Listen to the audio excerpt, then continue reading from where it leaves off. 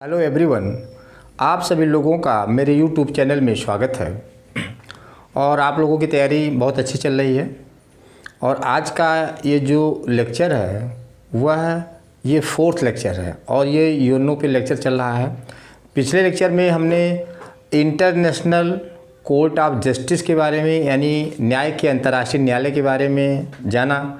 आज का जो लेक्चर है वो इंटरनेशनल क्रिमिनल कोर्ट के बारे में है, यानी कि अंतर्राष्ट्रीय आपराधिक न्यायालय के बारे में है कि आपराधिक न्यायालय है वह किन विषयों की सुनवाई करता है, उसके क्या जुरिडिक्शन है, कितने जजेज होते हैं, उनका ड्यूरेशन कितना होता है। ये सारी बातें जो है इस लेक्चर में मिलेंगी। और ये लेक्चर बेसिकली यूपी के लिए, उत्तराखंड के लिए और भी जुडिशरी एग्ज़ाम के लिए या सामान्य नॉलेज के लिए आप सभी लोगों के लिए बहुत उपयोगी होगा। इसलिए आप इस लेक्चर को शुरू से लास्ट तक देखिए। और जो लोग नए हों वो चैनल को सब्सक्राइब ज़रूर करें और कमेंट भी करें क्या उनके लेक्चर उनको कैसा लग रहा है। तो आइए स्टार्ट करते हैं। आइए देखते हैं कि आईसीसी क्या है। ठीक है, तो सबसे पहले यहाँ पे इसको है इंटरनेशनल क्रिमिनल कोर्ट, इसी को आईसीसी भी बोलते हैं। ठीक है, यानी कि इंटरनेशनल क्रिमिनल कोर्ट होता है। उसके बाद इसको अंतर्राष्ट्रीय आपराधिक न्यायालय बोलते हैं। ठीक है, तो ये जो कोर्ट है यानी अंतर्राष्ट्रीय आपराधिक न्यायालय है ये कब लागू हुआ है, तो यहाँ पहले इसके पहले देखते हैं कि ये 1 जुलाई 2002 को क्या हो गया, ये लागू हो गया। ये डेट याद रखिएगा, एग्जाम में आता भी है। 1 जुलाई 2002 को इंटरनेशनल कोर्ट ऑफ जस्टिस क्या हो गया, लागू हो गया। ठीक है, अब उसके बाद फिर ये इसका जो औपचारिक उद्घाटन होना था, यानी न्यायालय तो लागू हो गया लेकिन इसका जो औपचारिक उद्घाटन वो हुआ है 11 मार्च 2003 को। ध्यान देखिएगा, 11 मार्च 2003 को कहाँ पे हुआ है, द हेग में। द हेग पता ही आपको कहाँ है, द हेग जो है वो नीदरलैंड में है। ठीक है, और इसमें ईवन के तत्कालीन महासचिव कोफी अन्नान, ठीक है, और नीदरलैंड की जो महारानी थी बेट्रिट, इनके उसमें अध्यक्षता में हुआ। ठीक है, और औपचारिक उद्घाटन किया गया अंतर्राष्ट्रीय न्यायालय का द हेग में। ये दोनों पॉइंट एग्ज़ाम के लिए बहुत ही इम्पॉर्टेंट है। और ये जो 1 जुलाई 2002 से जो लागू हुआ है अंतर्राष्ट्रीय न्यायालय, इसमें अक्सर क्वेश्चन पूछा भी जाता है और पूछा गया भी है, इसलिए इन दोनों डेटों को आप अच्छे से तैयार करिएगा। ठीक है, उसके बाद इसका देखते हैं कि इस आईसीसी में कितने आर्टिकल्स हैं। ठीक है, और आप लोग सावधानी से देखिए क्योंकि अगर सावधानी से देखेंगे तो भी चीज़ें याद रहेंगी।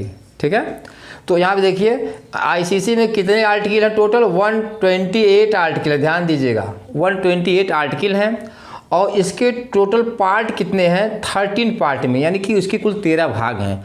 ये सब भी क्वेश्चन पूछ ले जाते हैं। ठीक है, इसको आप ध्यान से करिए। इसके बाद देखना है कि इसका जो उद्देश्य क्या है, इस आईसीसी का इंटरनेशनल क्रिमिनल कोर्ट का मेन पर्पज़ क्या है। तो मेन पर्पज़ इसका ये है कि जो अंतर्राष्ट्रीय मानवाधिकारों के गंभीर हनन को रोकना, जो इंटरनेशनल ह्यूमन राइट है उसका गंभीर हनन जो है ना होने पाए, नुकसान ना होने पाए, उसको रोकना। और दूसरी बात है युद्ध के अपराधों में लिप्त रह चुके नाजी नेताओं को दंडित करना। ऐसे नेता जिन्होंने युद्ध के अपराध में क्या किया, अपना बहुत बड़ा रोल किया है, तो उनको क्या करना, उनको दंडित करना ताकि युद्ध को रोका जाए और आपस में जो है शांति व्यवस्था कायम रखी जाए। इस न्यायालय का मुख्य उद्देश्य यही है। ठीक है, अब उसके बाद अब ये देखना है कि इस न्यायालय में कुल कितने न्यायाधीश हैं। तो इस न्यायालय में यानी आईसीसी में इंटरनेशनल क्रिमिनल कोर्ट में टोटल 18 जजेज हैं। कितने जजेज हैं, 18 जजेज, 18 जज हैं, जिसमें 11 जज क्या होते हैं, वो पुरुष हैं, यानी कि ये पुरुष हैं। ठीक है, और 7 जजेज क्या हैं, वो इसमें से महिलाएं हैं। यानी कि 18 में 11 जज जो है पुरुष से बनाए जाएंगे और 7 जज जो है किससे बनाए जाएंगे, महिला से बनाए जाएंगे। ये भी एग्जाम में आ सकता है। और ये बेसिकली जो है इंटरनेशनल कोर्ट ऑफ जस्टिस से डिफरेंट है, अभी इसको हम बताएंगे। उसमें कितना, उसमें 15 जजेज लेकिन इसमें 18 जजेज हैं। ठीक है, अब आईसीसी के फर्स्ट प्रेसिडेंट, आपको पता है कि इंटरनेशनल क्रिमिनल कोर्ट हो या इंटरनेशनल कोर्ट ऑफ जस्टिस हो, इसके जो मुख्य जज होते हैं उनको प्रेसिडेंट कहा जाता है, अध्यक्ष कहा जाता है। ठीक है। नॉर्मली क्या होता है कि किसी भी न्यायालय में अगर जैसे सुप्रीम कोर्ट के उसमें मुख्य न्यायाधीश होते हैं, चीफ जस्टिस होते हैं, लेकिन इंटरनेशनल कोर्ट ऑफ जस्टिस में और इंटरनेशनल क्रिमिनल कोर्ट में क्या होते हैं, उसका जो मुख्य होता है उसे प्रेसिडेंट बोलते हैं। ठीक है। तो आईसीसी के जो प्रेसिडेंट, पहले प्रेसिडेंट, ध्यान दीजिएगा, इसके पहले प्रेसिडेंट कौन थे जब बनाया गया था, तो उनका नाम ये कनाडा के रहे हैं, फिलिप किर्स। कौन रहे हैं? फिलिप किर्स को अंतर्राष्ट्रीय आपराधिक न्यायालय इंटरनेशनल क्रिमिनल कोर्ट का पहला प्रेसिडेंट बनाया गया था। ये भी आपके एग्जाम के लिए बहुत इंपॉर्टेंट है। ठीक है।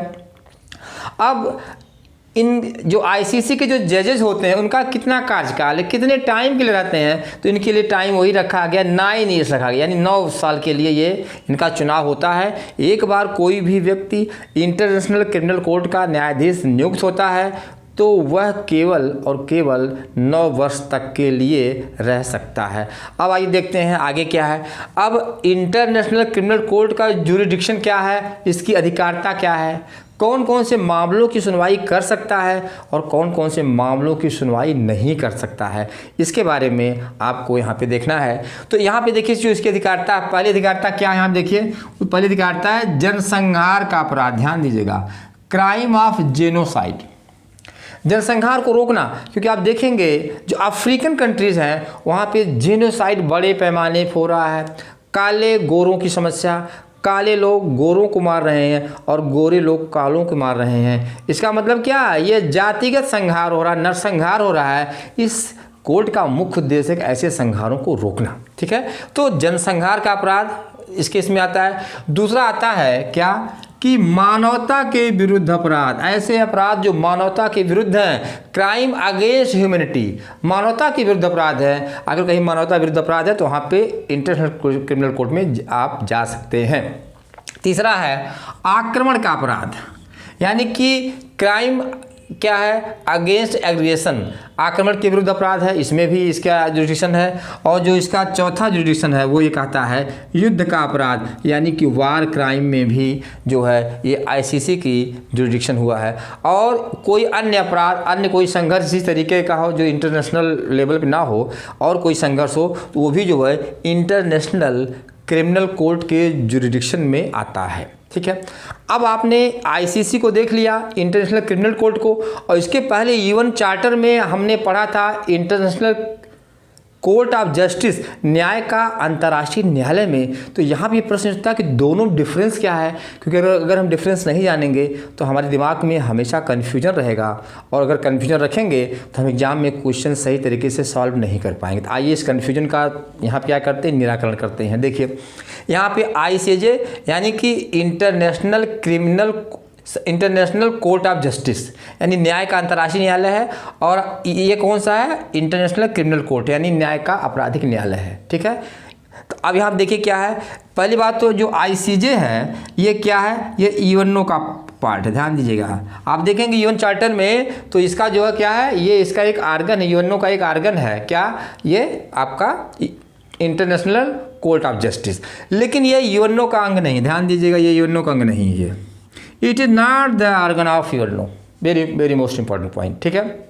दूसरा क्या है कि आईसीजे में यानी इंटरनेशनल कोर्ट ऑफ जस्टिस में टोटल 15 जजेज हैं, लेकिन आईसीसी में यानी कि इंटरनेशनल क्रिमिनल कोर्ट में टोटल जजों की संख्या कितनी है, 18 है। ये याद रखिएगा। ठीक है।